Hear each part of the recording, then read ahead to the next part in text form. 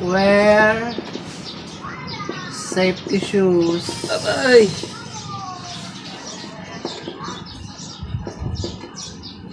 Shoes. This is a requirement not just in this company but sa mga clients natin. Yes, sir. So, hindi yung ibang planta may available na mga footwears. Yes, sir. Pero meron yung planta sobrang higpit, bawal talaga ang hindi naka-safety shoes. Nilabag mo yon nung una.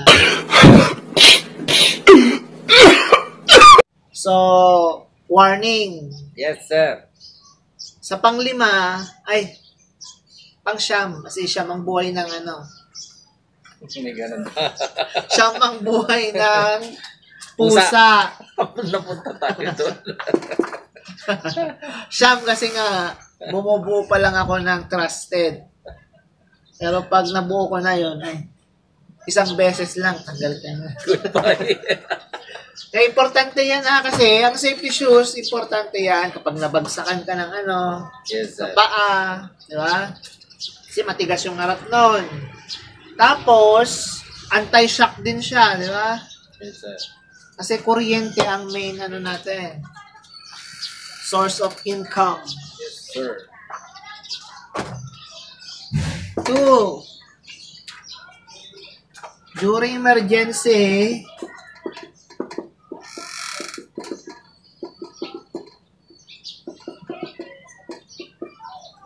if you are not okay,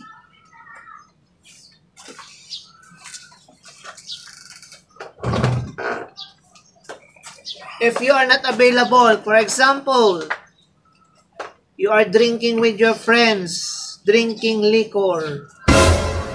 Kapag tumawag ako emergency, oy, may nasabugan ng transformer, oy, may nasunugan ng metro, oy, may kailangang ayusin, nagkaroon ng problema. Say no kapag nakainom ka na. Okay? And then, bawal naka-short, bawal naka-sando. Okay? Practice mo yung basic attire ng isang electrician. Yes, sir. Naka-safety shoes, at least naka-t-shirt, Yes, sir. and then naka-pants. Wala tayong issue na safety shoes tsaka Wala pa. Ni-evaluate ko pa lang kayo eh. Umirit.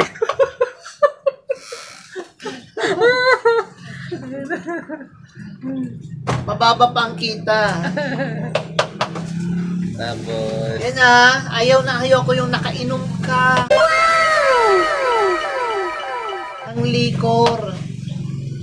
Say no. Kapag ganun kasi, masisira yung pangalan ko. yes, sir. Same time, masisira yung company. Unsafe, unsafe. At alam mo na safety officer ako, di ba? Yes, sir. Aakyat ka sa ladder, lasing. Di ba? Yes, Tapos sir. naamoy ka, ayun. Patay. Pangatlo, May video pa ako para pala sa akin to. Tapos, sir. iba yung nagtitipid sa pagiging resourceful, tsaka pagiging yung pagiging good, thrifty ba yun? Hindi ko alam yun. Yan, ganon. So, hanggat kaya mong ma-expedite yung expenses, di ba? Yun yung role. Di ba? Di ba? Dahil naipangako ko, di ba? Na I will pay you even holidays. Kasi hindi ka binabayaran ng SS, PhilHealth, Pag-ibig. Di ba? So, para na maintain natin yon, kailangan, alam mo na, expedite the expenses kung kaya. Amo? Kasi imbes na mapunta na lang doon, sa sahod tsaka benepisyo. Tama, tama. Oh. Kaya ako pinapasukatan ng maigi. Yes, sir. Okay?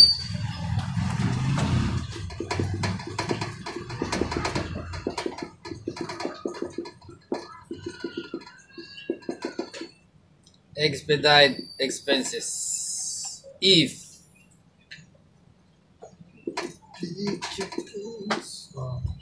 you can. Kahit yung ginagamit na transportation, means of transportation. Kung kaya naman na hindi kotse, diba? At short lang, maigi. Pag hindi, kung meron namang available na truck, at free yung delivery within a certain distance, yun titingnan mo. Malayo nga, mura, malayo. Pero yung pag-travel ng materials, di ba?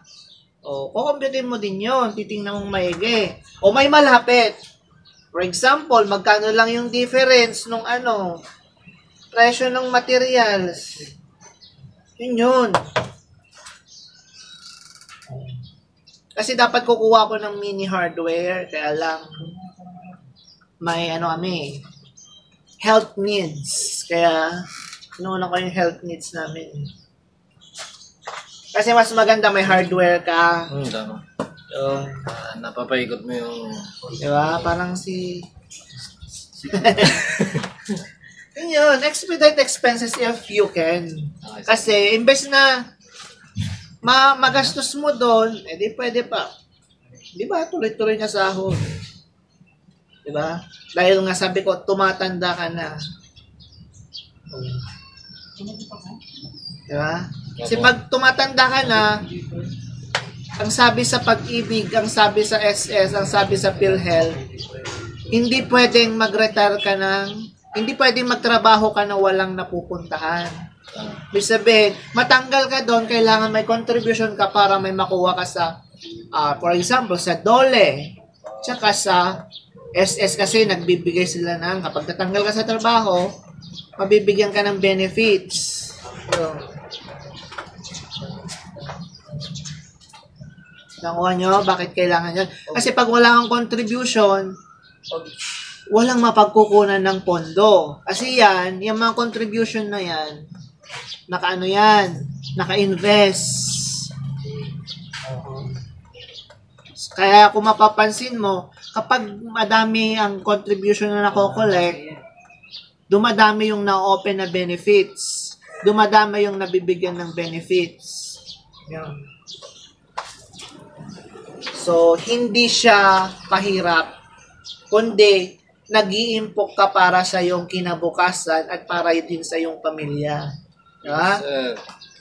Yun. So, huwag kang manghinayang nakakaltasan kita ng ganitong amount. Kasi nga, for your own good yun. Thank you, sir. Fourth,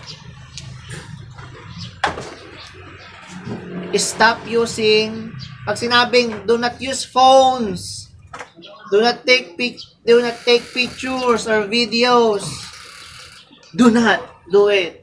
Yes, sir.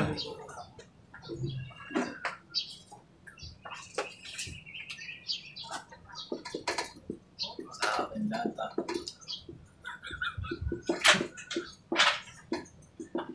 The using of gadgets like phone, etc.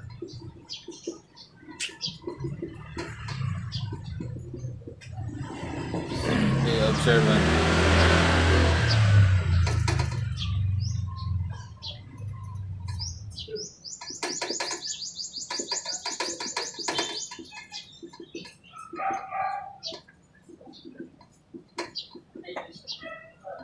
Yeah. Ganda tong content ko ngayon. Diba? Yan violation mo rin yan. O bibigyan ka rin kita ng 9 chances. Yes, sir. Dahil nakakalbo ka na. Grabe naman. Yan. Diba? Namit ka namin. OJT pa kami. Ngayon, nalalagasan ka na ng buhok. So, yun.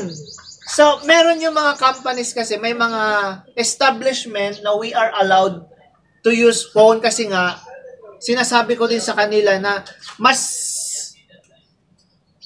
Mas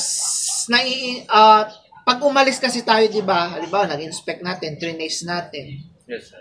Mas natatandaan natin at nababalikan natin kung anong meron doon kapag may picture, 'di ba? However, sensitive yung ibang mga company. Ayaw nila na mapicturean dahil ayaw nilang malaman kung anong ginamit nila sa ano na to. 'Di ba? Ganun yun eh. So, kaya hindi pinapapicturean. Pero, usually, pinapayagan ako. Kasi nga,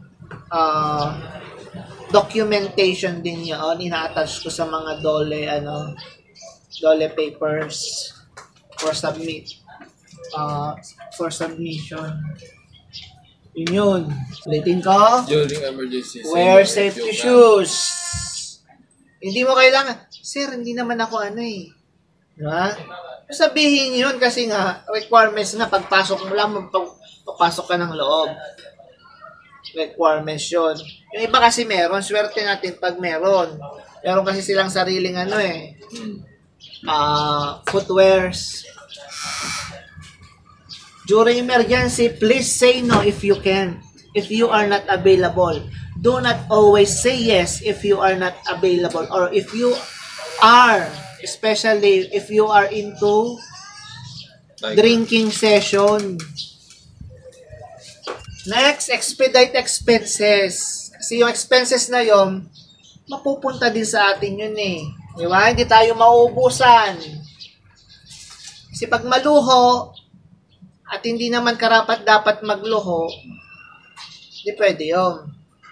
Kaya aralin mo the difference between kaya titingnan mo, manonood ka ng mga balita o magbabasa sa dyaryo, sa Google, magkano ang presyo ng gasolina?